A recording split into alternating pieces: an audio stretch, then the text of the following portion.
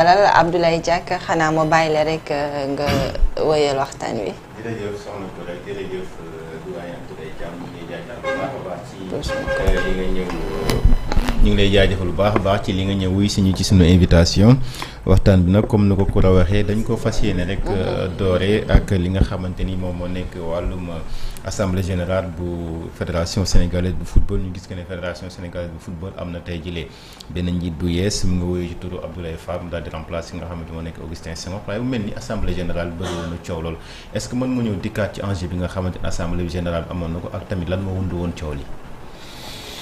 Bon question yi nga posé xaw na bëri li taxoon indi enjeu bi fondamentalement su fekkente ne dañuy waxante dëgg question de xaalis la. Il y a beaucoup d'argent maintenant dans le football, donc la femme est devenue tellement belle, tout le monde veut se marier avec. Ça c'est un aspect. Deuxièmement, Thioli c'est lié aussi au texte. C'était le texte qui n'était pas bon. Ben firnde rek laa lay jox le cas de notre confrère Aliou Goloko qui était candidat. C'est-à-dire que tu es éligible mais tu ne peux pas être électeur. mun nañ la fal waaye mun a woote. pour ñi mun a comprendre xam nga loolu incongruité mënul weesu loolu. boo jógee ci loolu aspect nga jël par exemple les médecins là yenn corps électoral yi médecins yi dañuy fal en leur sein ku tudd Babacar Ngom bu ñu la falee ba pare kay war na jeex mais après dañu lay delluwaat encore ci assemblée générale bi alors que tu étais censé représenter un corps boo demoon ci assemblée générale bi gars yi mun nañ bañ ñu ne ñoo bëgguñu kii génnal foofu. soo jëlee ci arbitre yi Malang Diédhiou c'est la même situation. donc yooyu yëpp soo ko xaymaa.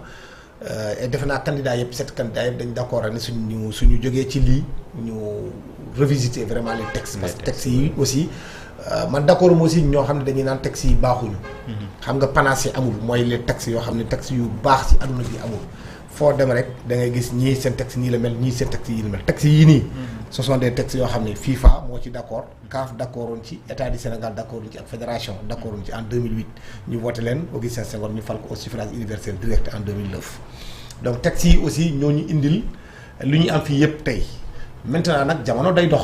parce que 2008 2009 ba 2025 ce n'est pas la même chose loolu aussi il faut qu'on en comprenne. D'ailleurs comité exécutif bi waratul nekk 33 membres. même 23 membres sax FIFA d'accordatul sax 23 membres day xalaat ne dafa bëri man si ñuy xalaat loolu laa bokk. damay jël CIO c'est 211 associations maanaam ñaari téeméeri ak fukk ak benn dëkk ñoo bokk CIO waaye comité exécutif bi 15 membres kese la. France c'est 14 membres. Mauritanie gi ñu gën a jege c'est 14 membres léegi lañ dem ay 21. donc Sénégal aussi waroon nañu xoolaat mais bi ñu koy tëgg ñun dañ ñëwoon nañu élargir ba képp kuy yëngatu ci football mu mun ci dugg. ci lañ duggalee nawetaan ci lañ duggalee arbitre yi ci lañ duggalee médecins sportifs. ci lañ duggalee les anciens internationaux. mais nag instant yi toll nañ fenn foo xam ne war nañu rétrécir aussi. parce que xaalis bi bëri na bëri waaye boo xam ne. xuloo bi ak xeex bi day bëri comme ni ma la ko waxee. et fi may jeexalee rek mooy état bii nii.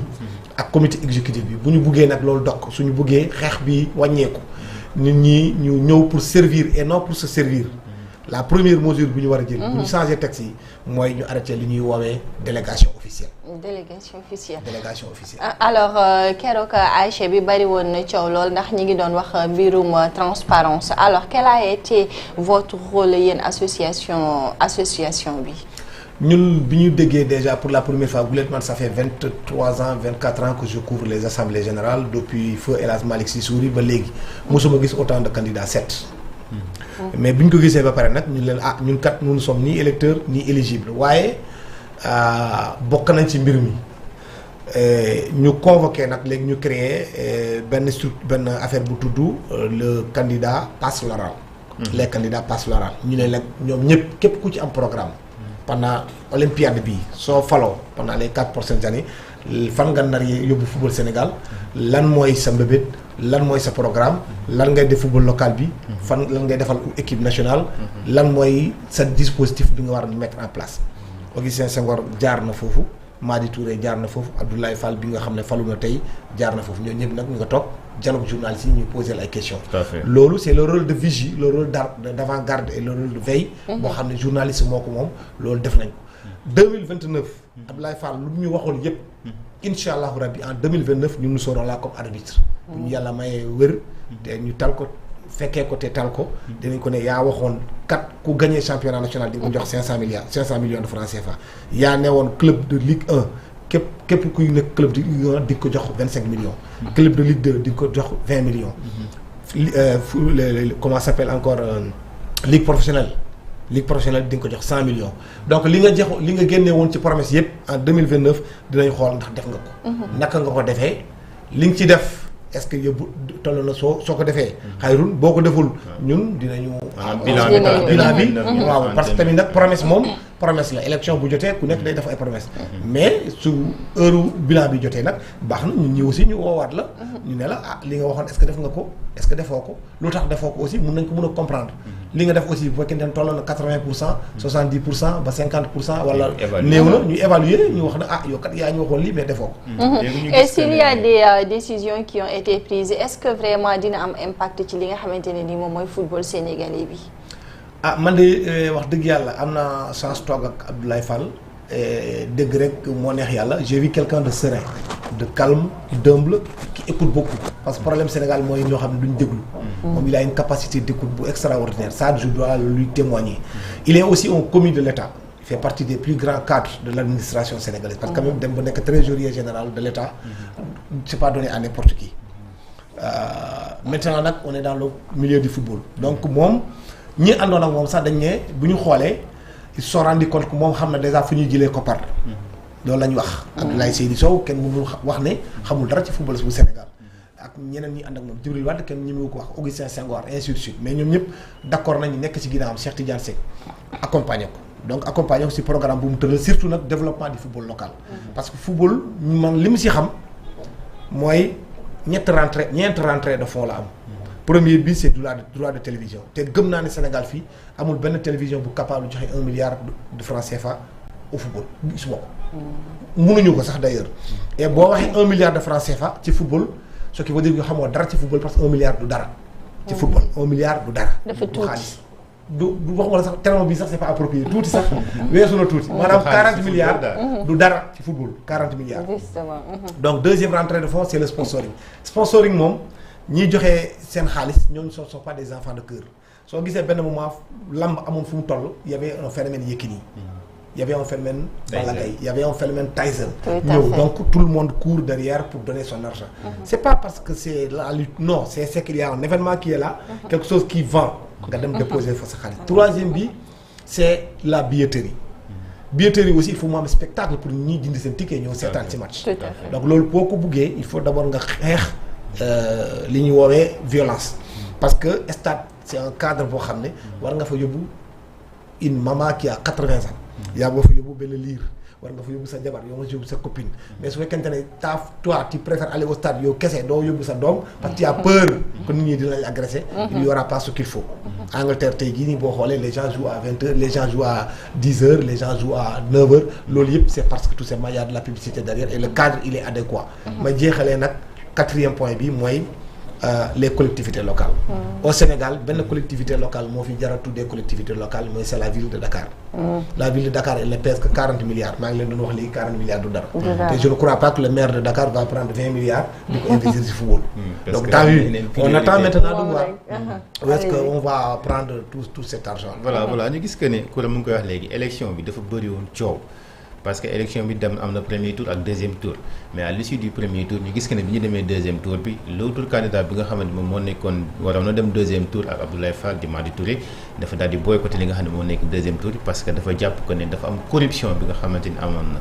yéen a ngi woon ci lieu yi est-ce que da ngeen di infirmer loolu wala da ngeen koy confirmer wala sax lan moo ci seen gis-gis par rapport ak doxalin bi nga xamante ni Madi Touré doxalee na ko est-ce que li mu doxalee noonu la waroon a doxee wala mënoon na ñëw assister li nga xam ne moo nekk second tour. bon ñun ñu ngi woon ci assemblée générale bi mais xam nga Madi xam naa ko aussi bu baax muy nit ku baax nit koo xam ne aussi kenn mënu ko dindi ci football bu Sénégal pour la première fois comme li ma la ko waxee woon léegi man may dégg corruption ci football ci assemblée générale parce que depuis 2002 on couvre les assemblées mosuma ko dégg donc jàng naa aussi en droit la charge de la preuve incombe au demandeur article 9 du code des obligations civiles et commerciales COCC. donc soo indee tuuma il faut nga apporter la preuve. bu ñu nekkee foofu ñoom dem nañ ba stade bi ils sont allés waxtaan indi ay huissiers waxtaan ak le président ak comité électoral bi le président aussi c'est un avocat international il s'agit de maître Seydou Diagne.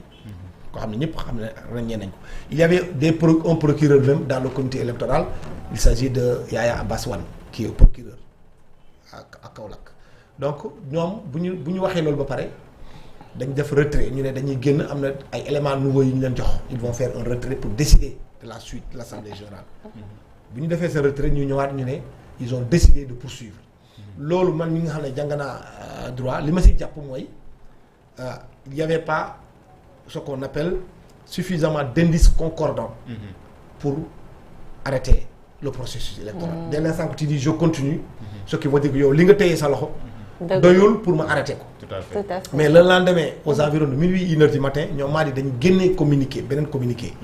Est-ce que ils ont des faits suffisamment yoo xam ne mun nañu remettre en cause ce qui s'est passé. Loolu nee nañ ñoom ils vont saisir le procureur de la République. Ils vont tout faire pour que affaire bi mu leer. Loolu si jamais ça se produit ce serait une grosse quand même tare du football sénégalais, ça serait extrêmement grave. Mais su amul aussi tu peux pas te permettre génne ay tuuma yu toll noonu teg ko ci football sénégalais ba pare daal du la ci fekk. loolu aussi mënul nekk parce qu'on parle de corruption quand même. Donc il peut y avoir des sanctions. Mais bien sûr la FIFA ne peut pas. Ni la FIFA ni la CAF ni le CIO ne peut pas nga jël tuuma yu mel nii. dama leen di jox benn exemple rek soo leen di fàttaliku à Polokwane bu ñu def éliminatoire coupe du monde 2018 Sénégal dafa dem football contre Afrique du Sud. Afrique du Sud moo ñu ëpp doole sur tous les plans. Politiquement, économiquement et tout ce que tu veux. Même démographiquement. Mais Sénégal dafa constater qu'il y avait corruption. Sénégal portait plainte yóbbu ko CAF suspendre entraîneur bi arbitre bi. suspendre ko pour 6 mois. arbitre dafa waroon duggaat à partir du mois de janvier. mu dem Coupe d'Afrique. mais FIFA dafa jëlaat affaire bi en charge parce que Coupe du monde FIFA moo ko moom. FIFA def investigation ba découvrir que arbitre bi am na transfert xaalis bu jógee Chine sur les paris sportifs bu dugg directement dans son compte. si la FIFA reprend kii bi match bi dañ koy rejouer ñu suspendre à vie l'arbitre ghanéen qui s'appelle Lamteyi. donc il faut qu'il y ait des preuves yoo xam ne irréfutable yi tax ñu jël élection bi reprendre waat ko à zéro moment bu amee et sanctionner éventuellement les gens qui ont corrompu mais pour le moment aujourd'hui on ne peut pas dire il y a une présomption d'innocence qui plane sur la tête d'Abdoulaye Fall parce que mënoo wax am na corruption tant que c'est pas étayé par des faits. alors bu ñu weesoo loolu Abdoulaye xanaa rek dañuy dem ci li nga xamante ne ni moom mooy afro basket bi parce que gis nañ ni wala sax amoon na ñu dégg ñoo xamante ne ñi naan seen association bi cette année ci ñi dem bariwul alors lan mooy cause bi ndax état jëlut matuwaay yi nga xamante ne ni tey moom la waroon jël. Bon, loolu c'est la crise économique qui sévit dans les médias loolu c'est clair il faut comprendre que au niveau du basket généralement ñii di dem nu ñu demee football nu ñu demee noonu basket. aussi c'est un fait parce que tey jii bu nekkoon football organe de presse yi ñoom ñëpp dinañ def seen kéemtulaay kattan pour au moins trouver un billet d'avion envoyé. donc là aussi il faut que ceux qui sont dans le basket comprennent que football c'est l'opium du peuple.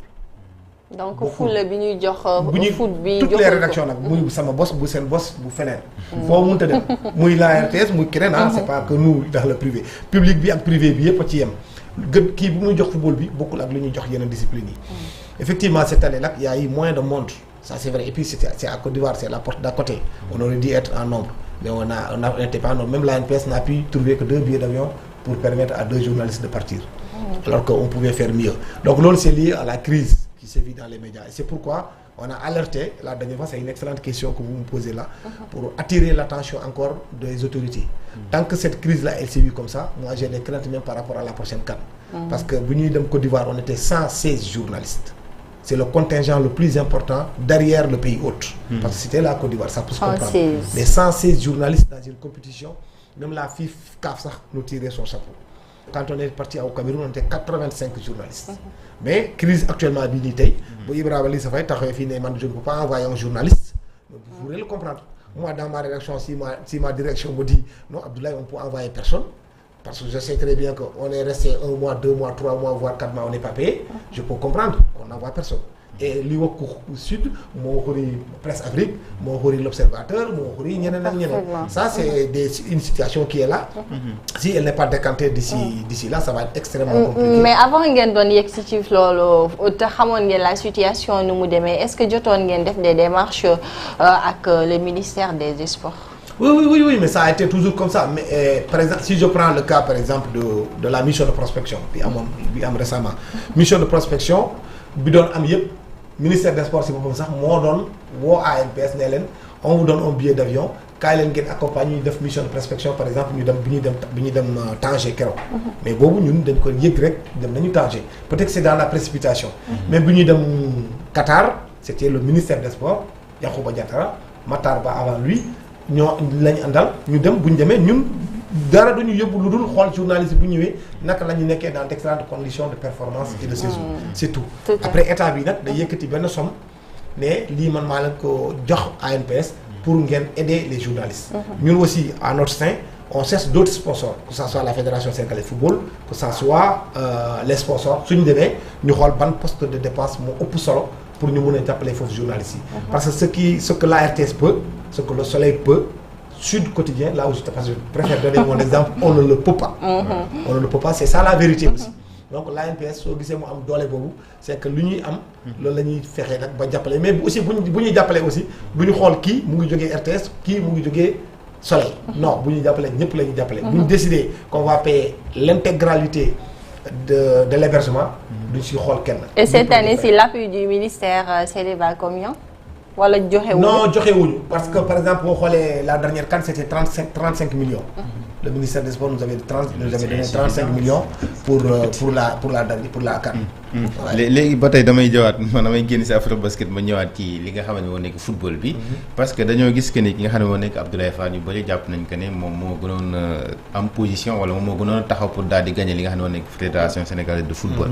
mais tey jii dafa fekk ay chantier yoo xamante ni xëy na ñu bëri ñu ngi ko ci xaar. bokk na ci li jëm ci wàllum infrastructure bokk nañ tam li jëm ci lu mel ni ay ligue professionnelle bi yeneen ak yeneen tey jii ban taxawaay la war a mën a am ba gën a jox gëdd li nga xam ne moo nekk football bu Sénégal. waaye boobu aussi question bu am solo mais le premier chantier. bi taxaw fii. c'est d'abord la refonte des textes te textes yi aussi defar nañ ko ba pare. parce que def nañu 2 tours président Koso Diané ak président Pape Siglo wër nañ ñaari yoon sous le magistère Augustin Senghor ñaari yoon rencontré club yëpp. waxtaan ak FIFA lii lañ bëgg def FIFA ne d'accord ma ci lii d'accord naa ci lii. ñu demee ba dañ koy voter la tuuba yi commencé. ñii kat dañu bëgg a changer texte yi pour permettre diw mu jàll wala ñu après Augustin ne dañ bàyyi texte yi ba équipe bi di ñëw mu appliquer ko. c'est ça la vérité les faits. donc moom bu weesoo loolu nag maintenant c'est le football local parce qu'il a mis le curseur là où ça fait le plus mal. Tout à fait. L'idéal c'est de faire en sorte que fépp fu am ligue gars yi doter des infrastructures. mais les infrastructures nag c'est l'État aussi. il faut pas qu'on se trompe. infrastructure État moo koy def. fédération li ko jox doole ba Sénégal nga gis en 365 jours ñu gagné 5 trophées loolu xaalis bi ñu prize money yi ñu gagné woon ci coupe du monde ak coupe d'Afrique la ñoom équipe bu Augustin Senghor bi jël investir sur les infrastructures tabax benn centre au niveau de Yène mooy centre Jules François Bocandé tabaxaat beneen centre au niveau de Guéréo mooy permettre léegi équipe nationale du Sénégal regroupement buy am U17 U20 football féminin ñu regrouper pendant 1 mois 2 mois voire 3 mois. bu njëkk ba da nga doon jékki-jékki rek nga dégg équipe nationale Sénégal kat dafa nekkoon ci benn hôtel mais génne nañ leen. léegi tu as la capacité de regrouper pendant 1 mois 2 mois 3 mois. deuxièmement aussi lu mel ni bi ñu demee fii ba condamné suñu équipe nationale à l'errance suite aux événements malheureux contre la Côte d'Ivoire en 2013 mënuñu woon amuñu foofu fu ñu football parce que benn stade la ñu mooy Léopold Sédar Senghor. État du Sénégal aussi manque ko ak fédération jël 1 milliard de francs CFA investir ko ci Lat Dior. on est allé jouer à Lat Dior tout le monde se souvient moo tax ñu réussir sur qualification en 2018. jëlaat aussi xaalis bu bëri defaraat Maniang Soumaré jël xaalis aussi yóbbu ko Kédougou tabax fa benn terrain jëlaat xaalis yóbbu ko Sédhiou donc dynamique bi ñu nekkoon il faut que ñu continuer ko ma jeexalee ci Demba Diop bi c'était l'État du Sénégal et la FIFA qui devraient construire mais dañ dem ba benn moment Macky Sall a demandé à la fédération de l'aider pour ñu eggali Demba Diop moo tax xaalis bi ñu naroon jël pour def ko ci hôtel fédéral boobu lañ jël ñu yóbbu ko ci stade Demba Diop pour jeexal ko hôtel fédéral nag boo ko amee day soulager l'État parce que dëkk yu bëri léegi loolu la ñuy def boo demee en France l'équipe nationale de France ne se regroupe pas dans les hôtels ils se regroupent dans un centre qui s'appelle Clairefontaine Sénégal aussi bu demee am hôtel boobu Mauritanie gi ñu ngi koy waaj a def j'étais à Rabat ils ont déjà ça équipe nationale bu ñëwee day dem directement ci hôtel fédéral bi donc soo xoolee hôtel chambre bu nekk par exemple à Diamniadio tu imagines c'est 150 000 francs 120 000 francs 150 000 francs la nuitée donc là boo amee sa hôtel fédéral équipe nationale bu ñëwee directement ci hôtel bi la ñuy nekk s'il n'y a pas de regroupement tu peux louer. C'est beaucoup plus rentabiliser. moo gën a économique. Voilà moo gën a économique après tu mets là-bas aussi des restaurants Sénégalais comme nañu demee seen restaurant di añee di reeree di ndëkkee. tu mets là-bas des boîtes de nuit gars yi c'est-à-dire da ngay def de telle sorte que tu vas le rentabiliser. et tu vas soulager l'État en termes d'hébergement. Tout à fait. loolu je crois dynamique boobu aussi c'était déjà enclenché économique. exactement c'était enclenché sous Senghor et pare woon nañ tout donc Abdoulaye Fall aussi là on l'attend su ñëwee mu finaliser aspect boobu. monsieur Thiam li nga xamante ne nii moom mooy changement bi ci fédération bi ndax du impacter dara ci qualification des Lions ci coupe du monde bi. Moi je faisais partie de ceux qui avaient demandé nañu reporter élection yi ba après les qualifications au moins. dégg naa ci lu nekk nag il y a même des gens qui ont dit que oui il faut favoriser Augustin Senghor parce que son ami man juddoo fu ñuy tronquer une amitié contre une autre. je le dis ici hic et nunc Augustin Senghor sama xarit la sama kilifa la sama grand frère la xam naa ko depuis 2004. xalaatul woon sax nekk président fédération. man nag pour des intérêts ou par lii wala lële duma bàyyi nit pour loolu je suis Haalpulaar bon temps je ne suis pas dans ça. et je suis allé même jusqu'à dire suñu reporter élection yi bañ def ko ba pare moi je plaiderai pour qu'Augustin Senghor ne soit même pas candidat parce que l'objectif principal pour moi c'est la qualification à la coupe du monde. il faut qu'on retourne. boo demee qualification lu tax ma wax ko. parce que lu mu dee di nga am lu toll ni 6 milliards de francs CFA. 6 milliards peut-être en France c'est rien. peut-être que le Maroc soxlawul 6 milliards mais yow soxla nga 6 milliards pour que continuer infrastructure yoo xam ne kii woon et surtout nag man je m'étais dit que dañuy déplacer wu on va aller jouer à Kinshasa. c'est au chaudron ñun ñi nga xam ne on a l'habitude de voyager d'aller dans les stades on sait ce qui se passe à Kinshasa. c'est 80 000 spectateurs. c'est le président Tshisekedi qui se déplace à tous les matchs. le président de la République contrairement à chez nous où les présidents on n'a pas l'habitude de les voir dans les matchs. donc après nga amaat beneen déplacement encore bu périlleux boo xam ne da nga war a déplacer Sud-Soudan buy jouer à Benghazi. donc il y a 4 finales à jouer. pour man mobiliser les forces pour passer d'abord cette étape-là. après ñu dem et puis je m'étais dit si jamais on ne passe pas. je ne crois même pas que Pape Thiaw amène l'équipe nationale au mois d'octobre la ñuy pare les éliminatoires. soo lajjee normalement dans le contrat il doit y avoir une clause intermédiaire avant d'aller à la CAN il faut se qualifier à la coupe du monde. si tu ne passes pas tu risques d'être viré. si tu vires Pape Thiaw au mois d'octobre tu as maintenant novembre décembre. et la coupe d'Afrique commence au mois de décembre en un mois quel est l'entraîneur qui va venir préparer correctement l'équipe nationale. alors pour l'équipe amul yenn crainte yoo xamante ne ni tey war nañ ko mën a def xel amul lu ñuy xel ñaar. par crainte yu. ci équipe A bi. non parce que ça va se passer sur le terrain ça c'est vrai aussi. c'est-à-dire que quel que soit ku ñu mënta fal c'est l'équipe nationale mais moi c'était l'anticipation c'était la préparation li koy firnde rek aujourd'hui regarde l'équipe nationale du Sénégal championne d'Afrique en titre au CHAN joue tey il y avait pas un seul fédéral qui est parti accompagner l'équipe nationale. ñoom ñëpp ils étaient là. dama leen doon tooñ sax ma ne les gens sont partis dans les mosquées dans les églises dans les synagogues et dans les bois sacrés ku nekk di wut fu muy faloo.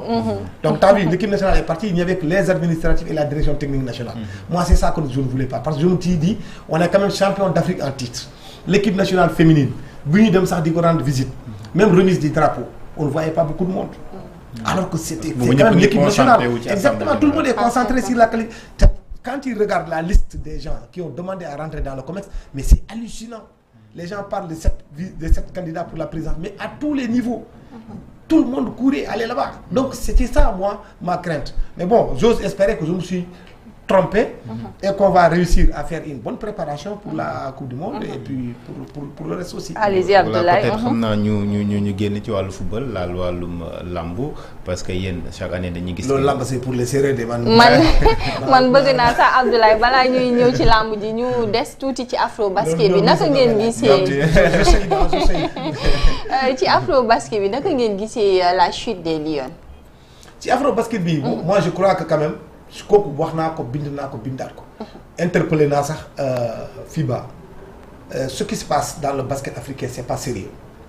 du yoon parce que Nigéria man maa dem ba laaj ki nga xam ne man maa ko remplacé au niveau de l'AIPS Afrique mooy journaliste africain yi. ma ne ko mais yow seen joueurs yi fan lañ jógee. mu ne ma 90% des joueurs qui jouent pour l'équipe nationale du Nigeria n'ont jamais mis leur pied à Lagos. ñoom ñëpp ay américains lañu. mooy lu ñu woowee naturalisation vous avez suivi certainement l'affaire Sierra Dillard contre Lena Timera yaayam papam maamaati maamam yëpp ay sénégalais lañu c'est-à-dire balaa ngay jël nit ki kay di basketal sa réew na fekk déjà am na lien de sang mais on permet à des équipes nationales d'aller chercher des mercenaires entre guillemets pour venir jouer et gagner. donc c'est le facteur principal. mais non mais il y a ça parce que quand même normalement ça devrait sortir même ni ñu def football noonu la ñu war a def basket bi football aujourd'hui tu as des Kalidou Koulibaly même s'il est né en Gano ses parents sont nés en Gano il est né en France au moins il faut qu'il y ait quand même un lien entre yow ak dëkk bi ngay basketal sinon Elimane Ndiaye aussi Elimane Ndiaye c'est du pareil même loo mënta wax c'est un Sénégalais par ses parents mais Sira Dillard il y a absolument rien qui lie Sira Dillard à moins qu'on remonte jusqu'à l'esclavage pour voir si elle était voilà comme maman wala maman mais au-delà de ça am na itam beneen aspect boo xamante ni ñu bëri ci Sénégal yi rek ñu ngi ko doon coow muy wàllum quart de finale bi wàllum demi-finale bi troisième place muy la question de l'arbitrage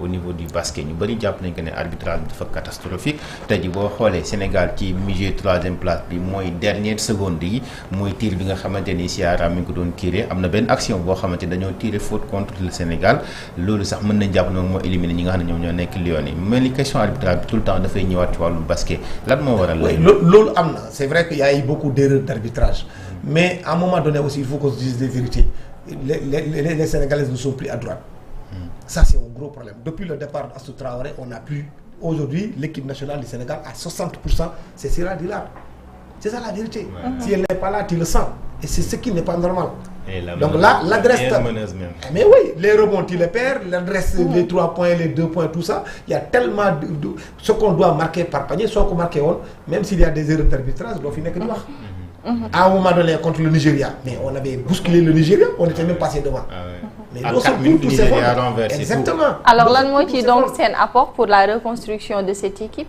mais loolu je crois qu'il faut travailler à la base encore c'est-à-dire que la première des choses loolu ça fait partie des chantiers de l'État parce que la plupart de ce que nous voyons ici aujourd'hui les joueurs par exemple boo jëlee bopp boo jëlee ñëpp fu ñuy entraîner ils s'entraînent à l'air libre or le basket c'est des salles fermées boo entraîner à l'air libre quand tu envoies la balle il y a le vent donc tu ne peux pas calculer l'adresse de ton ça c'est un gros problème parce que li nga gis fii basket yëpp c'est à l'air libre mais basket foo ko mos a gisee ñuy def jouer basket à l'air libre loolu il faut qu'on multiplie comme ni ma waxee nii léegi l'État dafa war a def des terrains de proximité pour le football commune bu nekk jusqu'au amont mu am au moins benn terrain clôturé de proximité pour que les gens puissent pratiquer le sport de leur choix exactement pour le basket aussi on doit faire des petites salles pas des grosses salles mais tu fais des petites salles mais fermées mais si c'est pas fermé tu as du mal à bien préparer ton adresse c'est pas possible moi je ne suis pas spécialisé en basket ce qui mon dada c'est le football et l'athlétisme mais quand même c'est quelque chose que tout le monde peut Abdoulaye kon demal ci discipline séeréer yi rek comme ni ñu ko waxee woon sànq. ñu gis que ne ñoom chaque année ANPS dafay daal di joxe ay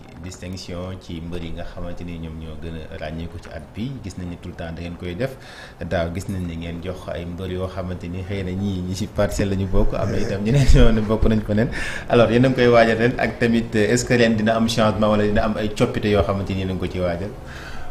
bon loolu chaque année dañuy soo gisee ñu def ko c'est pour créer davantage d'émulation pour pousser aux athlètes aussi xam nga tamit neex na boo nekkee athlète ngay ñu lay jox ay raaya comme ça tu vas être content c'est pourquoi moi je me suis toujours battu même au niveau africain pour qu'on arrête de suivre ay France football ak yooyu noonu parce que benn athlète benn joueur africain ça va être extrêmement difficile en tout cas qu'il soit Ballon d'Or te Ballon d'Or ça a été créé en 1957 par France football donc lu ñu mun war nañ ko mun ñun bu ñu ñëwee fii au Sénégal on a réfléchi on a dit il faut d'abord qu'on essaie de valoriser ce que nous faisons au Sénégal loolu moo indi les trophées qu'on donne chaque année donc football bi basket bu njëkk ba c'était le football rek ak yeneen disciplines yi après ñu dem benn moment ñu indi lamb après lamb bii aussi ñu scindé ko en deux lutte avec frappe et lutte simple loolu soo gisee ñu koy def c'est le but c'est ça parce que c'est devenu aujourd'hui quelque chose qui est très attendu c'est ancré dans l'agenda du sport du Sénégal donc c'est au moment boo xam ne 2022 2023 2024 ñu gis que ne tout le temps Modou Lo moom muy ñëw. comme mais loolu aussi c'est pas l'ANPS en fait je vous explique l'organisation ñun on présélectionne on dit par exemple année bi il y a Modou Lo il y a Balla Gaye il y a Zeus il y a tel après ñoo ñëpp ñu teg leen. bu ñu leen tegee pare on envoie à la rédaction d'ailleurs votre rédaction vote.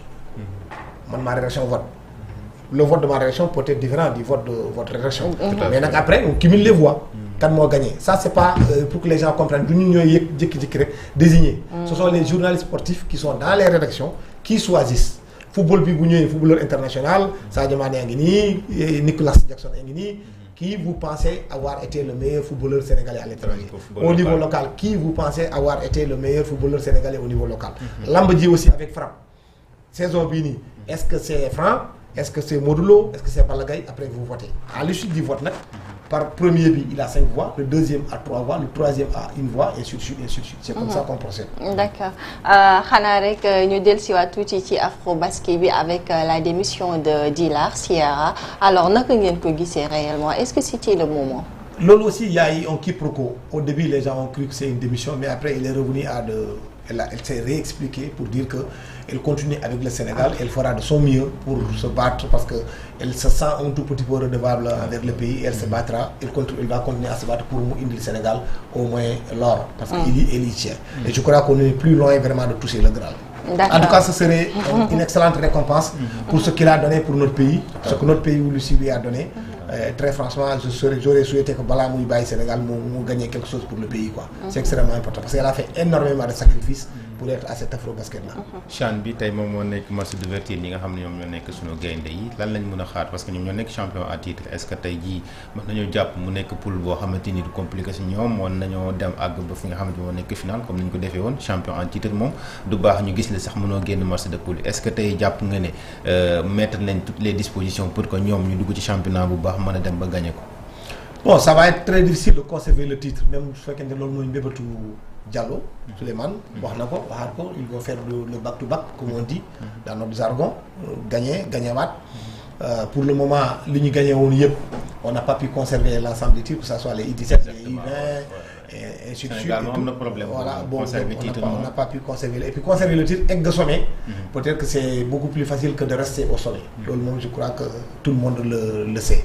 Et surtout beneen problème boo xam ne bu muy jànkonteel mooy que fii doo mën a gérer ton staff ton équipe da ngay téye joueurs yi nga jékki-jékki rek nga dégg jël joueur kat jaay nañ ko yenn saa yi sax ay parents ñoom sax ñoom ñooy fekk le regroupement jël seen doom yóbbu loolu ñëpp gis nañ ko donc c'est des problèmes, c'est des difficultés auxquelles il est confronté aujourd'hui mais j'ose espérer quand même parce que le Sénégal va être attendu performance bi ñu def fële ci Algérie c'était extraordinaire mais là on va être vraiment attendu et on joue contre l'ogre quand même parce que c'est le Nigeria, c'est une très grande sélection même si la sélection a été toujours supérieure au football local nigérien, ce n'est pas ce qu'on pense de cette équipe-là et osons espérer que Souleymane aussi qui a beaucoup de compétences va faire peut-être la même chose que Pape Thiaw qui a touché le Graal. Une dernière question rek ci football xanaa avant-dernière Nicolas Jackson ñu gis que ne moom ak foofu Chelsea gis nañ ne jamono bi ñu bëri ñu ngi wax que ne sax moom dafa war a dem parce que Chelsea am na benn attaquant boo xamante ni jënd na ko te Nicolas Jackson gis nañ ne performance yi nga xamante ni wane na ko daaw tey xëy na bu demee ci beneen club boo xam ne am na fa plus de temps de jeu dina ko gën a yokk ay performance am dina tax itam mu mën a briller bu baax équipe nationale jàpp nga ne dafa war a dem wala dafa war a rester foofu nga xam ne moo nekk diwaan. Bon xam nga Nicolas il est très bien entouré parce que quand même son premier conseiller n'est autre que Diomansy Kamara qui a été un international sénégalais, très bon joueur. Donc là aussi lui il fera le pour et le contre. Moi je pense que yàgg nañu wax loolu ci Nicolas Jackson tout le temps. La seule chose si j'avais des conseils à lui donner c'est souvent de ne pas répondre au public. Donc day faral yenn saa di tontu public parce que tontu public moom mooy ci terrain. Public bi da lay yu public ils sont versatiles. Les supporters c'est très versatile. Da ngay ñëw nga dugal ñu tàccu la dugg la ñu yuuxu la c'est aussi simple que ça soit en politique foo mënti dem c'est la même chose mais franchement moi je crois que c'est quelqu'un qui mérite d'être encouragé il est très bon et il apporte un apport défensif am aussi c'est extrêmement important aussi bien au niveau de Chelsea qu'au niveau de l'équipe quand ils ont pris le français tout le monde pensait que Nicolas Jackson va sortir mais il est resté là donc j'ose espérer en tout cas ce serait malheureux pour le football sénégalais qu'il quitte Chelsea parce que c'est un des plus grands clubs d'Europe et il a fait bind na foofu turam déjà ba pare ñun luñ koy ñaanal rek et il a été d'ailleurs moom moo remplacé il a gagné le trophée Jules François Bocandé que l'ANPS lui a décerné je le félicite aussi là-dessus parce que il a montré partout pour dire que trophée bi moo ko gënal trophée bu munta am parce que si réewam la jógee ce sont les journalistes sportifs de son pays ñoo ko jox muy doomu Sénégal aussi boo xam ne aussi Sénégal mu ngi yaakaar ci moom bu baax. Monsieur Thiam, les Sénégalais ils ont souvent l'impression que diggante ministère bi ak fédération yi seen diggante rataxul est-ce le cas? Ce serait moi je l'ai dit et je le répète encore une fois ici pour man échange épistolaire mooy di tubaab wooye lettre jógee ci ministère di dem ci fédération ñuy échange épistolaire yooyu man nekkul lu ma gënal parce que football loo mënta wax c'est l'une des disciplines les plus importantes dans ce pays et soo deful attention rek quand football bi bu doxee coono bu ñu mënta am rek dañ koy fàtte donc li commencé woon am diggante ministère ak fédération xawoon na tiital ñëpp mais ci mujjantal gi gis nañ vraiment la situation s'était apaisée. Et loolu ñun ñëpp wax nañ si li baax mooy tout le temps que le ministre ak le président de fédération ñuy discuter ñuy waxtaan. yenn saa yi mun na am ngeen bañ a kii mais bu mu génn dans les médias bu ñu jël aussi affaire bi li tax muy génn dans les médias nag c'est que mooy bindante bi. da ngay bind. nga yaakaar na dem na fa la ñiy génnee ko transféré ko kële bind dem transféré xam nga yooyu day indi ay jiixi jaaxa. tout à fait alors que. wax dëgg yàlla war nañu mun a c'est deux entités yoo xam ne war nañu mun a toog ñu waxtaan. Je crois que Matar Ba a été très bon dans ce domaine-là. C'est pas parce que c'est un ami que je le dis, il a été l'un des meilleurs ministres des sports. li ko jox loolu nag moom c'était sa capacité d'anticipation et son esprit d'ouverture. et kii fi ne ci jamono jile nag parce que ñenn ñi sax dañuy wax ne li mu yenu dafa bëri. Est-ce que vous pensez que loolu mën na entraver dara ci côté moi si ça ne dépendait que de moi on allait sortir le ministère des sports du ministère de la culture et de la jeunesse pour man dañu waroon génne ministère des sports ñu teg ko à côté parce que waa culture soo am na nooy def waa culture dañuy yaakaar kii kat dafa jëng ci culture bi la nekk am nooy def aussi dañuy yaakaar ñi leen dafa jëng waa jeunesse bi daal gisuñu seen bopp donc c'est chargé. Moi je pense que le département des sports devrait être un département à la limite sax jeunesse et sport xaw na kii dañu génne culture bi mais li ma gënaloon man c'est d'avoir un département des sports. donc xanaa kon taxawaayam dafa des non du question dafa des sax du question dafa des mais vraiment par kii wu Sénégal li ñu si gis parce que là c'était pour des questions de rationalité moo tax ñu réunir département yi comprendre compressé parce que aussi il y avait une promesse électorale qui était là ils ont dit qu'ils ne vont pas dépasser 25 ministres ils ont tout fait pour que mu nekk 25 ministères mais à un certain moment donné aussi quand tu es confronté à la situation à la réalité des choses tu dois comprendre que ministère des sports da ko war a génne nga jox ko waa sport kese parce que sport c'est 60 fédérations et groupements sportifs c'est énormissime donc loolu war nga xoolaat bu baax nag nga koy kiiwee je ne sais pas nag est-ce que le Premier ministre a annoncé un remaniement ou un réaménagement bon je sais pas s'il va le faire en tout cas moi mon souhait en tant que président de l'ANPS mon souhait c'est d'avoir un département sport complètement dédié qui n'a rien à voir avec qui ne sera pas logé au même titre que le département de la culture et de la jeunesse. Et ça vous dirait qu'on est une fédération de lutte? De lutte. Bon c'est une discipline très très compliquée xam nga ñoom tugalóor yi ñu ay dóor frappe loolu moo tax loolu ñoom lii si ñoo gën a maîtriser quoi donc lutte moom comme début bi j'ai beaucoup aimé et j'ai écrit même un article pour défendre l'ancien docteur Alioune Sarr l'ancien président parce que je pense que c'est quelqu'un qui maîtrisait parfaitement la lutte. Je ne crois pas que ça soit une bonne idée d'aller vers une fédération. Je ne sais pas maintenant, je sais pas, c'est pas mon dada. Très franchement. Non, c'est un peu complexe parce que quand même sous le docteur Alioune Sarr, vraiment les choses marchaient à merveille. Et ça, je l'ai toujours dit. Moi-même, j'ai commis des erreurs parce que j'ai fini par faire mon mea culpa. Parce que souvent, quand il fait 29 ans, tout le monde le critiquait. Il a duré. Mais depuis qu'il a quitté, qu'est-ce qui est advenu à notre lutte? C'était quelqu'un de très sérieux. La lutte, c'est un milieu extrêmement complexe et compliqué. Donc il l'a géré de main de maître. C'est la même chose quand Issa Hayatou était président de la Confédération africaine de football. Je faisais partie des gens qui demandaient non, il ne faut pas qu'il se momifie au pouvoir. Il faut qu'il quitte. Il a fait 29 ans. Mais quand il a quitté, qu'est-ce qui s'est passé? Regardez le football africain actuellement. On est où? On a amené d'abord en plaisantais. Oui, parce que Sénégalais, mais généralement la rançon de la stabilité aussi elle apporte. Parce que si Senghor avait été balayé depuis 2013 on ne touchera pas le Graal. Et yow nag sa mandat jeexagul. Qui ça? Yow. Non man mon mandat est fini. On a une assemblée générale le 13 septembre prochain. Parce que nous c'est un mandat de 4 ans renouvelable. Donc voilà, c'est ça le problème aujourd'hui. Da ngay sampaat seen. Non, je ne veux pas vous donner ce scoop là ici. C'est mon ami. J'ai quand même un comité exécutif. Je dois respecter. 13 septembre, c'est pour bientôt, hein? Ah, c'est pour bientôt. Ban bilan la ñuy tirer alors? Ah, le bilan, j'aime pas. Bon, c'est un peu complexe parce que je ne veux pas parler de moi. Je crois que les journalistes sportifs sont là. Ça vous dit faute boppam. Non, oui. Ceux qui suivent le sport, ceux qui suivent l'ANPS, ceux qui savent, ils savent ce que nous avons fait. Mais aussi lu parfait amul. Nit ki da ngay def mun li ma gëm. Nit ki da ngay def et puis encore homme providentiel aussi gëwuma ko. nit ki tamit yaakaar ne man su ma fi nekkee je suis indispensable loolu tamit gëwuma ko. li ma gëm mooy da ngay def à un moment donné soo paree nga jógee foofu nga bàyyi la place à une autre personne. c'est ça je crois à la limitation des mandats. c'est mon intime conviction. maintenant nag j'ai eu tort sur beaucoup de choses. si je savais que Ahmad bu ñëwoon fii la ñëw football bu Afrique damay bàyyi Issa Hayatou continuer Lamine Diack a fait 30 ans au niveau de la CAA. et bu mu demee gis nga CAA fu mu nekk. il a fait 15 ans au niveau de l'ITZAF. bu mu demee gis nga l'ITZAF fu mu nekk. donc mais tendance actuelle c'est la limitation des mandats partout. le CIO léegi da ngay def un mandat de 8 ans et tu refais un deuxième mandat de 4 ans muy 12 ans tu peux pas faire plus.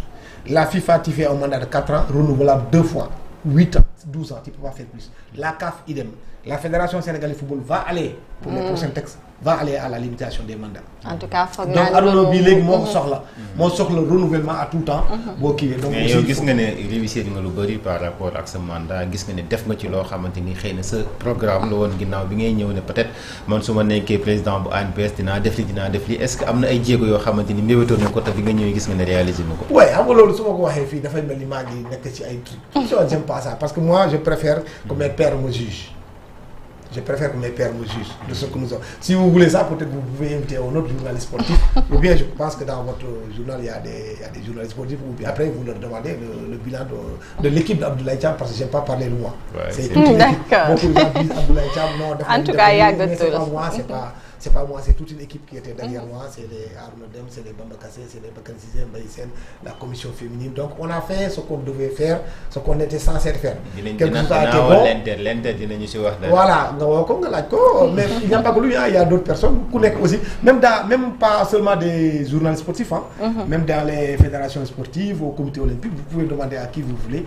En tout cas, moi, je crois aux limitations du mandat. Ça, là, nous n'avons pas. Aussi, je crois que nous avons le bas, le bon yep, j'assume tout ce que j'ai fait.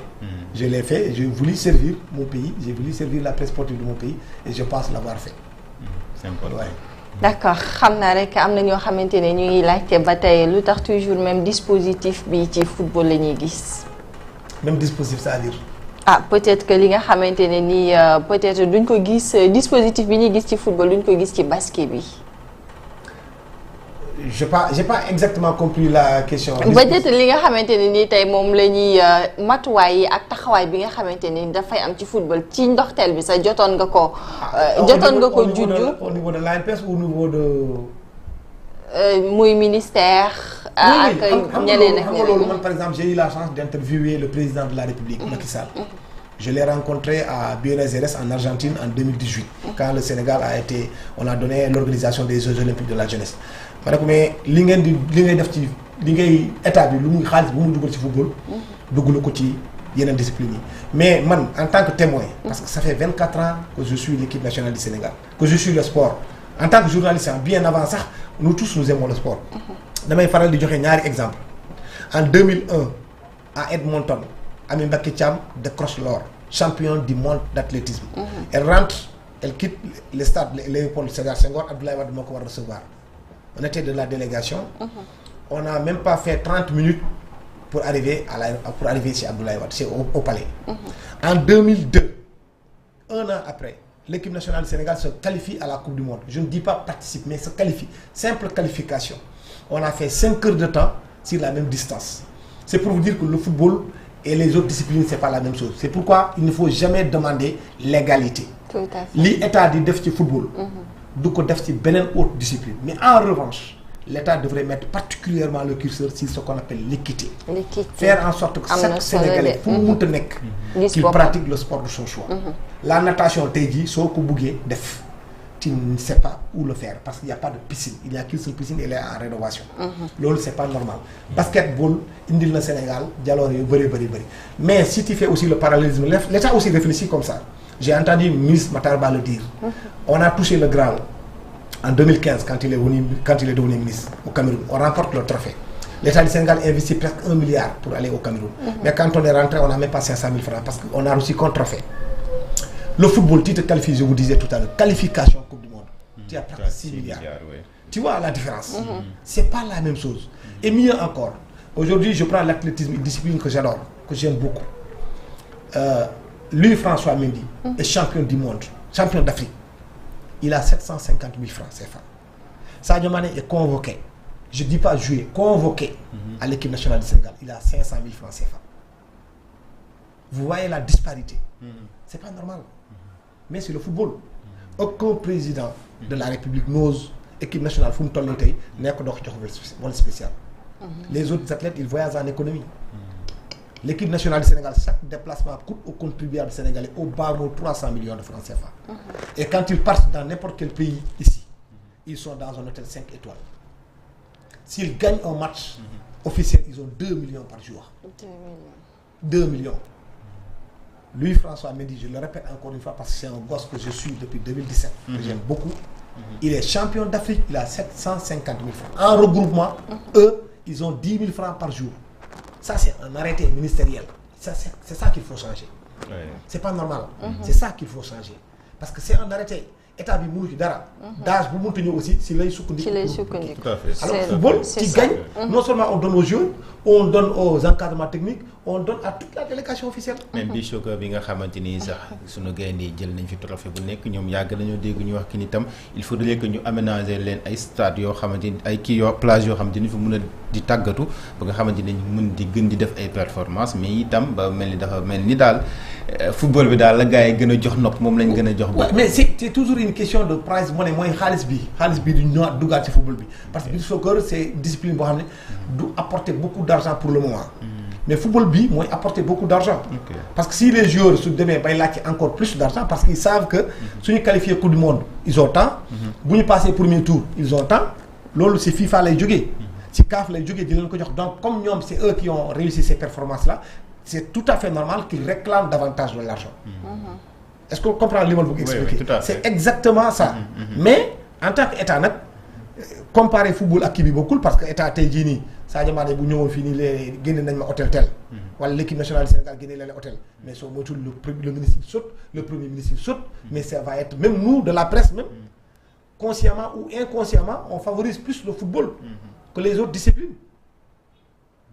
Tu peux aller dans les entraînements des autres équipes mais tu ne sens pas le même engouement la même chose. Et ça aussi ça même jusqu'à la population bi lu muy bàyyee xel entraîneur équipe nationale de football fayuñu ko du ñu bàyyee noonu xel que l'entraîneur de l'athlétisme ou l'entraîneur de basket n'est pas payé c'est pas la même chose. Tout à fait. Même la population c'est pas la même chose. Donc on donne plus au football qui am parce que c'est l'opium du peuple et c'est le football aussi qui rapporte beaucoup plus d'argent. Mais encore une fois il faut quand même veiller sur l'équité. Et cet arrêté là de Youssoupha Ndiaye il faut changer cet arrêté. Je trouve que c'est vraiment pas sérieux qu'un athlète de la trempe Louis François Mendy rentre en regroupement. Si c'est à l'extérieur, il a 10 000 francs par jour. Si c'est à Dakar, il a 3 000 francs par jour. Pendant ce temps, on joue de l'équipe nationale du Sénégal pour une simple convocation. Il a 500 000. Il a 500 000 francs CFA. Tu vois la disparité, elle est énorme. Et ça, c'est l'État qui devrait revoir ça. J'ai entendu le président Diomaye Faye quand on était à Paris aux Jeux Olympiques, il en a parlé. J'ai entendu le Premier ministre en parler. Je sais aussi l'actuel ministre des Sports est dans cette dynamique-là. J'ose espérer qu'on va vraiment sortir un nouvel arrêté pour vraiment au moins quand même rééquilibrer un petit peu les choses pour que ces athlètes-là aussi, ces jeunes qui ne sont pas des footballeurs mais qui ont choisi l'athlétisme, qui ont choisi la natation, qui ont choisi le tennis, puissent véritablement vivre de leur art. L'ancien sélectionneur du Sénégal Aliou Cissé tey mu nga foofu noonu ci diwaanu Libye ñu gis que ni mu fay confronté ak problème de salaire dégg nañ ko tout récemment. ba sax kit menace ne dina quitter fi nga xam ne moom moo nekk Libye est-ce que Aliou Cissé a fait un bon choix selon vous? Bon, s'il a fait un bon choix à quitter le Sénégal parce que vous savez aussi là aussi il faut qu'on se dise des vérités c'est-à-dire que tu vois beaucoup d'entraîneurs aller dans le pays du Golfe. Il y a comment il s'appelle encore Hervé Renard qui a raconté ici des conneries et tout le monde a cru à ça. Qu'il était candidat pour le Sénégal. Il n'a jamais été candidat pour le Sénégal. En Arabie Saoudite, il touche 300 millions de francs CFA. Le Sénégal n'est pas capable de lui payer 100 millions. Vous voyez? Et pourtant, il a beaucoup plus de sens de faire des performances avec l'équipe nationale du Sénégal que de le faire avec l'Arabie Saoudite. Mais c'est une question d'argent. Aliou Cissé a quitté le Sénégal, il est parti là-bas. Il n'a pas payé, ok. Mais dans tous les cas de figure, soyez sûrs et certains qu'avec le dispositif, entre la réglementation de la FIFA, Aliou Cissé va rentrer dans ses fonds. Parce que la FIFA protège même les entraîneurs. Si vous contractez, ce n'est plus comme la période d'Anté. Si vous contractez avec un entraîneur, vous lui devez de l'argent. Vous allez payer par A ou par B. Vous allez payer. Ce n'est pas possible que vous ne payez pas. Cette histoire maintenant, je vous convoque, je ne vous paye pas, ou jour tel, c'est pas possible. Vous allez le payer. Maintenant, bon, moi, la seule chose que je déplore, c'est sa sortie au Sénégal. Je pense que c'est un champion. Il a donné au Sénégal énormément de choses. Il s'est battu. Il a mis en place une équipe avec beaucoup de rigueur. Beaucoup de rigueur. Il a réussi ce que personne n'a réussi. En 57 ans, nous avons toujours couru derrière cette équipe. 65, on nous dit que c'était la meilleure équipe. 68, c'était la meilleure. 86, c'était la meilleure. 92, 90, 2000, 2002. On dit toujours que c'était la meilleure équipe. Mais c'est lui qui a réussi à toucher le Graal, à apporter au Sénégal ce bonheur-là. Malheureusement, il est sorti par la fenêtre, pas par la porte. Et ça, c'est nous qui avons fait cette erreur-là. On n'avait pas le droit d'humilier un fils du Sénégal comme on l'a fait avec lui. Il avait signé un contrat, ça arrivait à terme le 31 août. En droit, quand il ajoute une journée supplémentaire, il y a une tacite reconduction du contrat.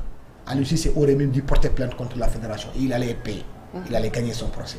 Amara Traoré l'a fait, a bloqué ici les comptes de la fédération. À lui a préféré tous laisser tomber et partir. Et ce qui s'est passé, c'est pas sérieux. Malheureusement, bon, je souhaite vraiment la situation va s'établir. Merci beaucoup, Abdoulaye Thiam. Moi, ce fut un plaisir de partager les plateaux avec yow. Xanaa dañuy ànd rek ak la régie dem jëli chronique bu bés bi.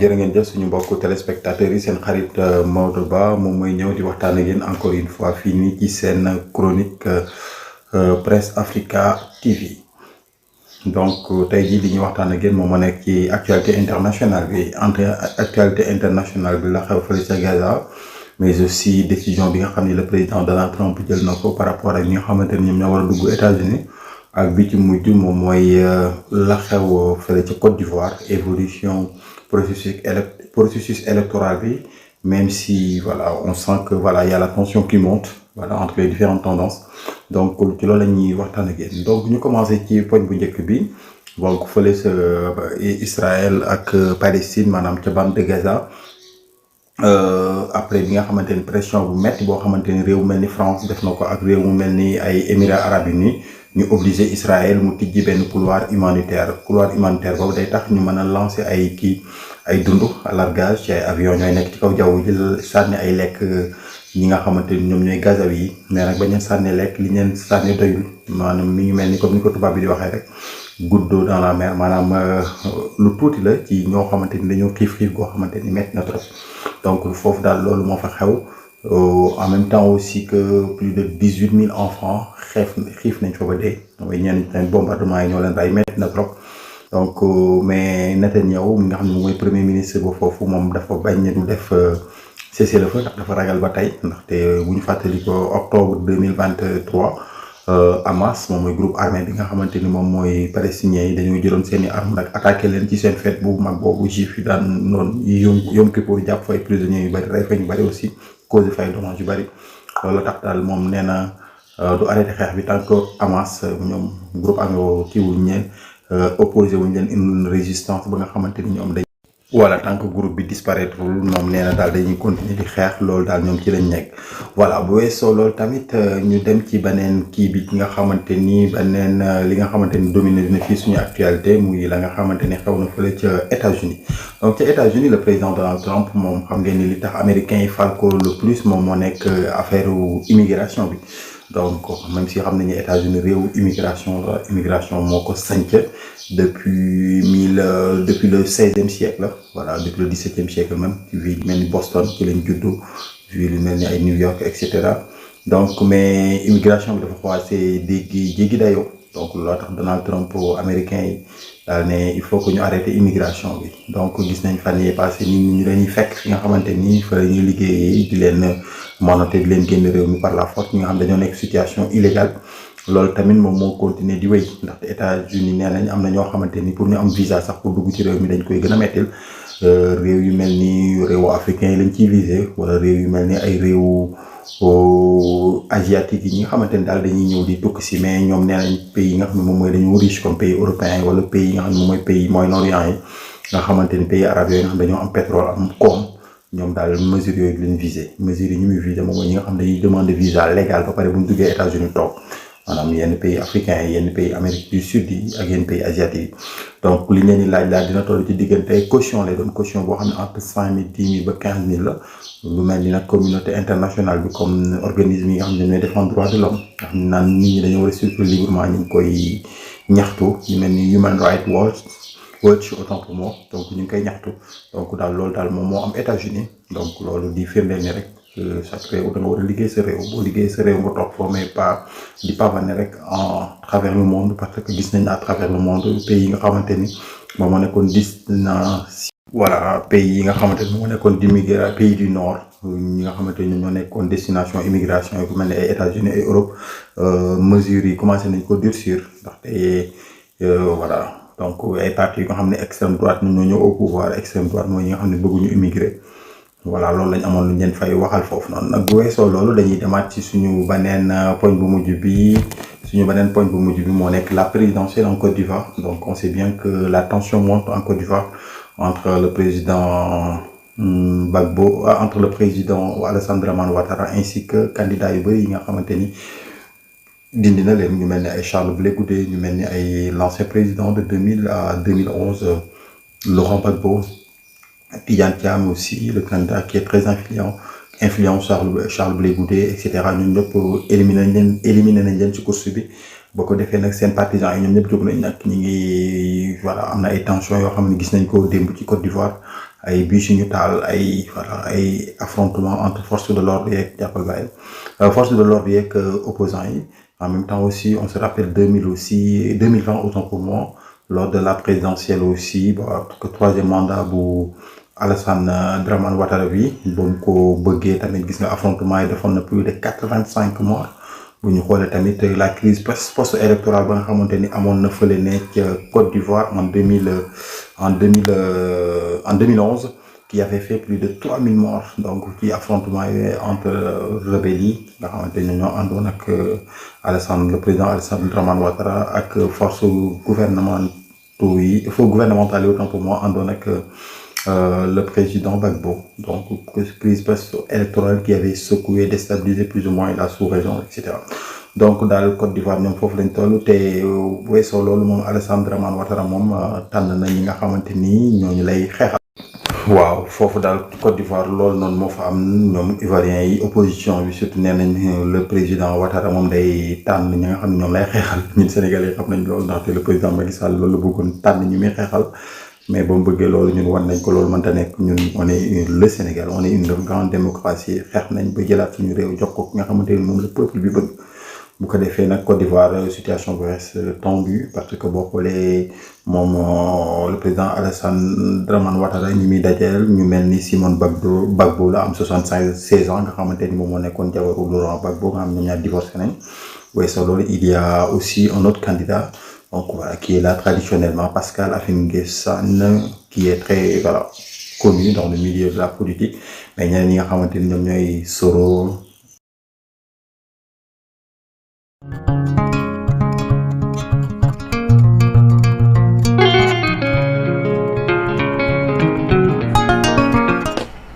Merci à vous professeur Maodo Ba di la jaajëfal bu baax ci chronique bu am solo boobu alors amis fidèles internautes xanaa rek dañuy daal di dellu si ci plateau bi ñu jox gan gi rek mu daal di tàggatoo ak internautes yi. Merci Koura, merci à vous aussi. Donc voilà, c'était un plaisir. Moi, je me parlais des choses que je connais le mieux, que j'aime le plus aussi. C'est le sport. J'ose espérer qu'on va se qualifier à la Coupe du Monde parce que c'est extrêmement important pour notre pays. Ça va être une troisième Coupe du Monde d'affilée. J'ose espérer aussi que notre équipe nationale va monter sur la plus haute marche du podium au soir du 18 janvier 2026 à Rabat. Ça va être une grosse performance et aussi j'attends vraiment que Oumar Souleymane Diallo, je lui souhaite bonne chance aussi pour qu'il fasse le back-to-back comme l'autre avait déjà annoncé, avait commencé plus tôt, Pape Thiaw.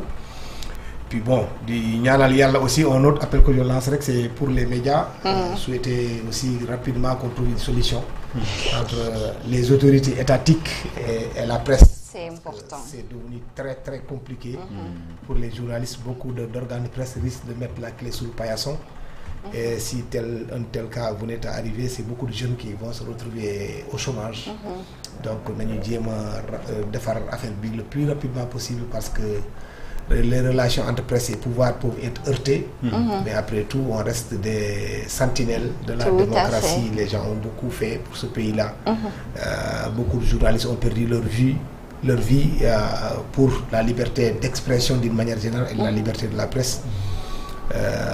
Il y a eu des pères fondateurs comme Babacar Touré, Cyril Lamine Niasse et tant d'autres qui ont donné leur vie pour ce pays-là. Donc j'ose espérer que le plus rapidement possible les nouvelles autorités aussi vont trouver une solution idoine pour comprendre quand même que c'est un secteur très précaire, mais il y a certains qui ont décidé d'investir là-dessus. Donc je termine par un petit mot pour mon cher ami Ibrahima Lissa Faye, même si c'est un Sérère, il a eu beaucoup plus de courage que moi.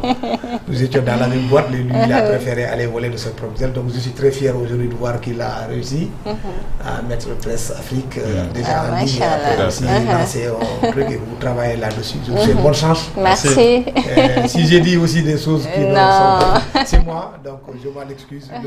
L'idée c'était juste de passer, de dire ce que je pense du sport de notre pays. Et je reste à vos dispositions pour éventuellement une autre fois quand vous aurez besoin de moi. Merci beaucoup. Merci à vous Abdoulaye Thiam, président de l'ANPS di la jaajëfal bu baax. Alors Abdoulaye yow aussi ma bàyyi la rek nga tàggatoo, c'était ñaari Abdoulaye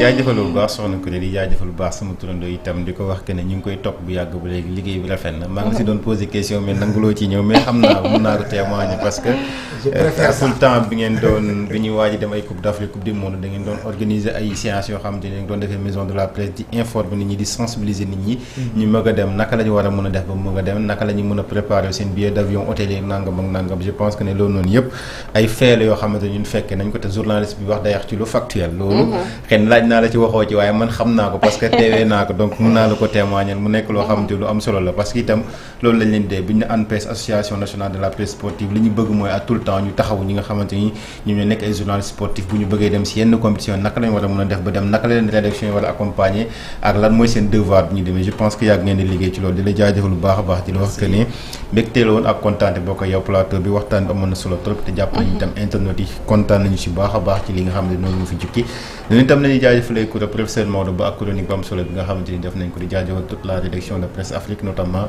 partie technique bi nga xamante ñoom ñoo tax ba lépp luñ fi wax mu mën a leer si nopp ñëpp jaajëf ba suba incha allah. Merci à vous tous di leen jaajëfal bu baax di jaajëfal également Malay Mboup mi fi jotoon jaar Basile toute la partie technique. Merci à vous amis fidèles internautes di leen jox dig daje suba ak jàmm incha allah ak beneen invité kendal ak jàmm.